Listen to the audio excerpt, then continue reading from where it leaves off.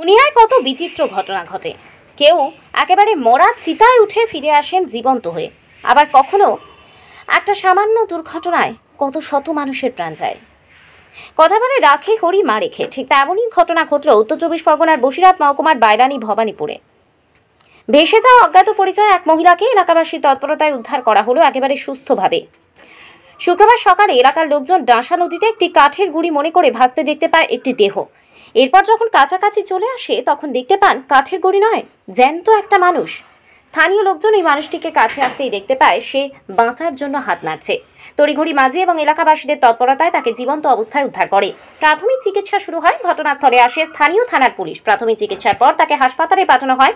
তবে অজ্ঞাত পরিচয় মহিলার নাম পরিচয় কিছু জানা যায়নি। এখানটায় পারঘাটা ফেরিঘাট, এই পারঘাটা ফেরিঘাটের আমাদের একটা ভাই দিলীপ, ও দেখে একটা কাঠের গুঁড়ির মতো শুধু মাথাটা দেখা যাচ্ছে। তারপরে আমাকে ডাকে, আমি আবার আমাদের ক্লাবের ছেলেবেলে নিয়ে গিয়ে মনে করেছিলাম আমার এক ভাই ওরকম পাগল মতো আছে, গিয়ে বোর্ড নিয়ে গিয়ে দেখি মেয়ে ছেলে, গায়ে কিছু ছিল না। আমরা খেয়া বোর্ড নিয়ে গেলাম, গিয়ে দেখি উঠছে উলঙ্গ বলে, আবার এ আছে সেন্স ফেন্স সবই আছে, একবার কথাও বলেছিল।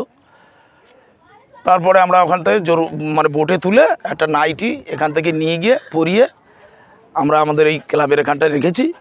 চারিদিকে ক্যাম্পে প্রশাসনকেও জানানো হয়েছে, প্রশাসনের একজন আছেও এখানে। এই অবধি আমরা রেখে দিয়েছি। না, নাম ঠিকানা কিছু জানা যায়নি। আমার নাম তাপস ভূঁইয়া, পারঘাটা।